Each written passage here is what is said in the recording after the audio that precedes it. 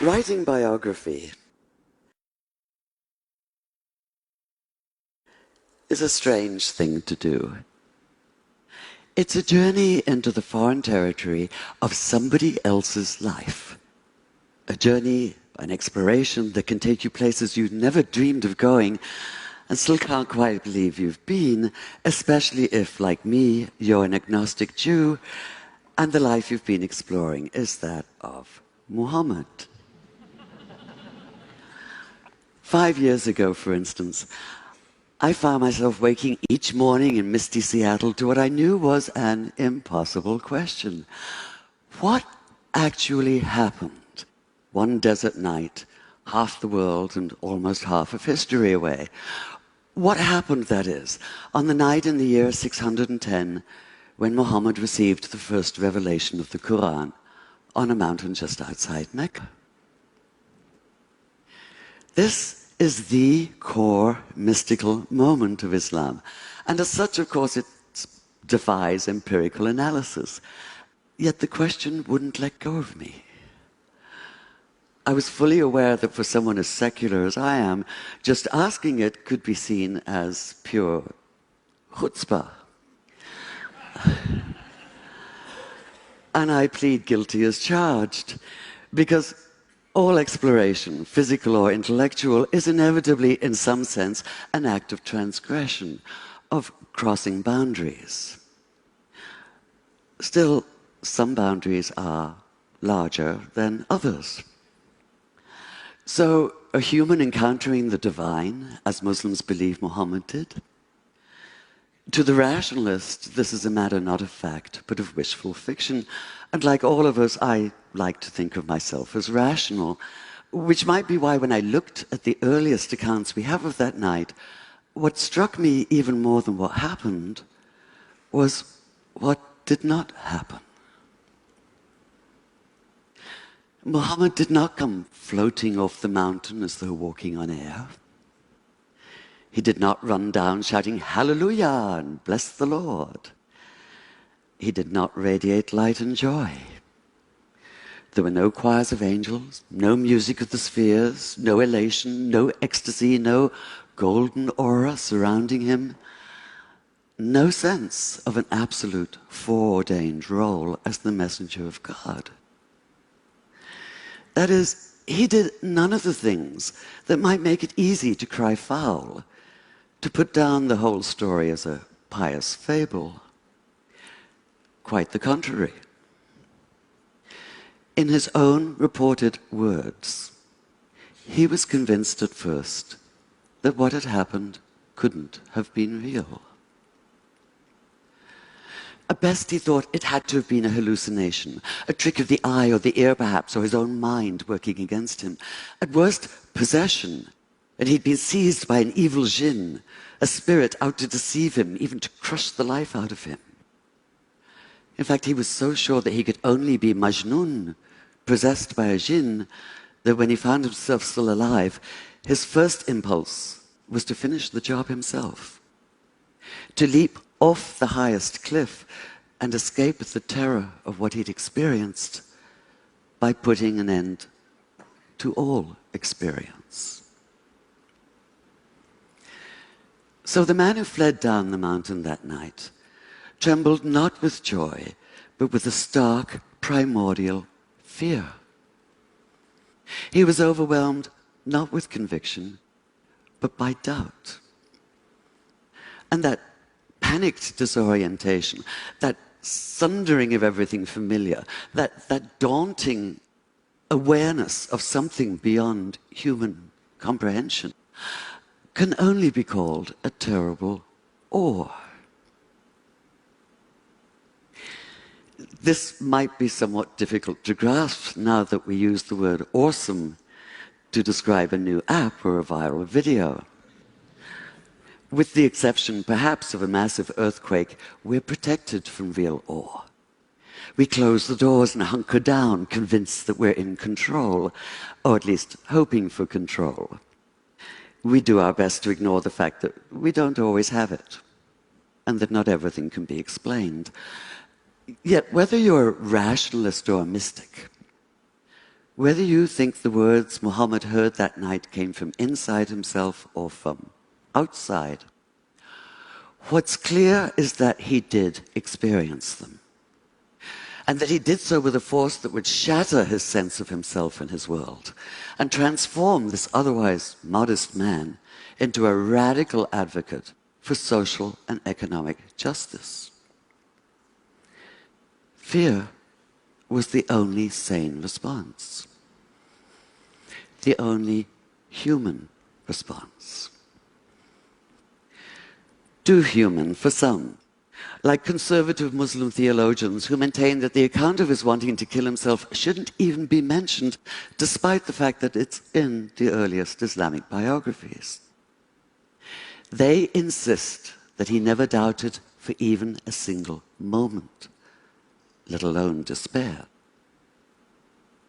Demanding perfection, they refuse to tolerate human imperfection. Yet what exactly is imperfect about doubt? As I read those early accounts, I realized it was precisely Muhammad's doubt that brought him alive for me, that allowed me to begin to see him in full, to accord him the integrity of reality. And the more I thought about it, the more it made sense that he doubted, because doubt is essential to faith. If this seems a startling idea at first, consider that doubt, as Graham Greene once put it, is the heart of the matter. Abolish all doubt, and what's left is not faith, but absolute, heartless conviction. You're certain that you possess the truth, inevitably offered with an implied uppercase T, and this certainty quickly devolves into dogmatism and righteousness, by which I mean a demonstrative, overweening pride in being so very right. In short, the arrogance of fundamentalism.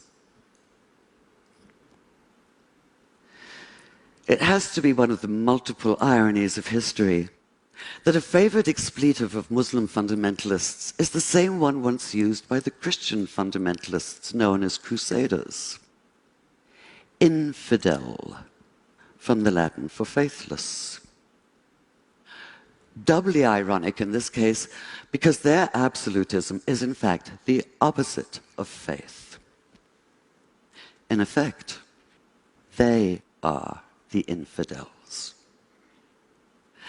Like fundamentalists of all religious stripes, they have no questions, only answers. They found the perfect antidote to thought and the ideal refuge from the hard demands of real faith. They don't have to struggle for it like Jacob wrestling through the night with the angel, or like Jesus in his 40 days and nights in the wilderness, or like Muhammad, not only that night on the mountain, but throughout his years as a prophet, with the Quran constantly urging him not to despair and condemning those who most loudly proclaim that they know everything there is to know and that they and they alone are right. And yet we, the vast and still far too silent majority, have ceded the public arena to this extremist minority. We've allowed Judaism to be claimed by violently messianic West Bank settlers, Christianity by homophobic hypocrites and misogynistic bigots, Islam by suicide bombers. And we've allowed ourselves to be blinded to the fact that no matter whether they claim to be Christians, Jews, or Muslims, militant extremists are none of the above. They're a cult all their own, blood brothers, steeped in other people's blood. This isn't faith. It's fanaticism, and we have to stop confusing the two. We have to recognize that real faith has no easy answers. It's difficult and stubborn.